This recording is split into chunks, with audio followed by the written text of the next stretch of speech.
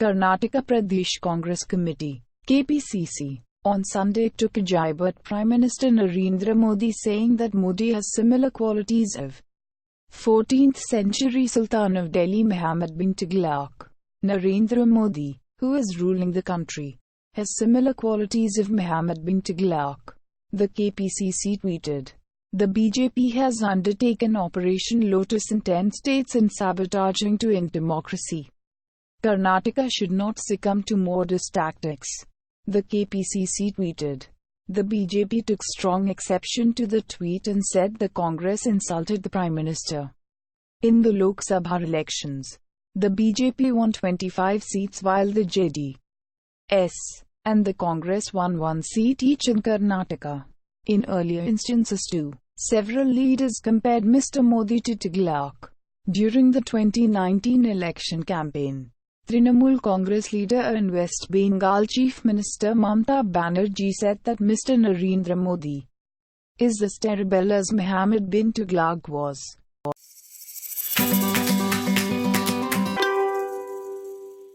The government has made income tax return filing mandatory for high spenders even if their taxable income is below the threshold exemption limit of 5 lakh. Those mandated to file returns include people spending more than 2 lakh on a foreign trip or depositing 1 crore in a year in a bank account or paying electricity bill of more than 1 lakh in a year. Currently, a person other than a company or a firm is required to furnish the return of income only if his total income exceeds the maximum amount not chargeable to tax, subject to certain exceptions. Therefore, a person entering into certain high-value transactions is not necessarily required to furnish his return of income. The budget document said it proposed to amend Section 139 of the Income Tax Act to ensure that persons who enter into certain high-value transactions have to furnish their return of income. So, any person who has in the previous year deposited an amount or aggregate of the amounts exceeding 1 crore in one or more current account maintained with the banking company or a cooperative bank, or has incurred expenditure of an amount or aggregate of the amounts exceeding 2 lakh for himself or any other person for travel to a foreign country, or has incurred expenditure of an amount or aggregate of the amounts exceeding 1 lakh towards consumption of electricity will have to file a tax return. Also, any person claiming the benefits of tax exemption from long-term capital gains under various provisions under Section 54 of the Income Tax Act will have to file a tax return. Further, currently, a person claiming rollover benefit of exemption from capital gains tax on investment in specified assets like house, bonds etc. is not required to furnish a return of income if, after claim of such rollover benefits, his total income is not more than the maximum amount not chargeable to tax. In order to make furnishing of return compulsory for such persons, it is proposed to amend the 6th proviso to Section 139 of the Act to provide that a person who is claiming such rollover benefits on investment in a house or a bond or other assets shall necessarily be required to furnish a return if, before claim of the rollover benefits, his total income is more than the maximum amount not chargeable to tax.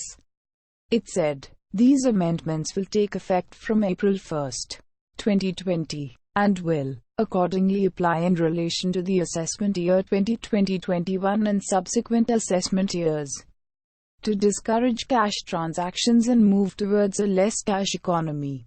The budget also proposed to insert a new Section 194N in the Income Tax Act to provide for levy of TDS at the rate of 2% on cash payments in excess of 1 crore in aggregate made during the year by a banking company or cooperative bank or post office to any person from an account maintained by the recipient. It is proposed to exempt payment made to certain recipients, such as the government, banking company, cooperative society engaged in carrying on the business of banking, post office, banking correspondence and white label ATM operators, who are involved in the handling of substantial amounts of cash as a part of their business operation. From the application of this provision, the budget document said, it is proposed to empower the central government to exempt other recipients through a notification in the Official Gazette in consultation with the Reserve Bank of India.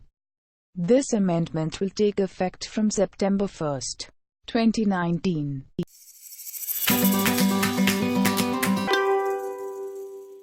A day after 12 MLAs of the ruling JDS Congress alliance submitted their resignation letters, former Union Minister and veteran Congress leader Mallikarjun Kharge seized the role of BJP central leaders in the development and efforts to topple the Karnataka government.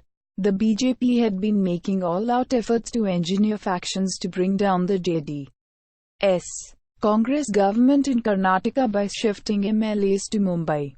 Mr. Kharge told press persons in Bangalore on July 7 how it is possible to arrange a special flight to Mumbai without the support of the BJP central leaders. He asked. A group MLAs who resigned were flown from the HAL airport in Bangalore to Mumbai on the evening of July 6 and provided accommodation at a five-star hotel. Mr. Kharge said BJP leaders, such as Home Minister Amit Shah, had been making efforts to weaken the non-BJP state governments. The BJP had been making attempts to destabilize the West Bengal government. Where is democracy in the country? Karnataka political crisis. If MLAs are poached, we will poach theirs, says Forest Minister Satish Jakhiholi. The central government led by the BJP has no confidence in democracy.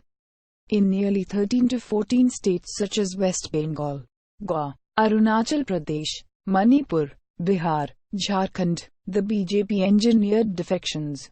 He alleged and added that the BJP had been making efforts to topple the H.D. Kumaraswamy government since it was formed last year. State Congress MLAs cited several reasons for their resignations, including not getting developmental works in their constituency etc. Mr. Kharge said. Meanwhile, Congress MLA Muniratna, who tendered his resignation to the Assembly, blasted Pone Minister H.D. Revanna of the JDS for the resignation of the Congress MLAs representing Bangalore. Neglect of the city's development works and infrastructure by the Kumaraswamy government was the major reason for MLAs' resignations. Mr. Muniratna said. Seven-time MLA Ramalinga Reddy to quit Karnataka Assembly membership.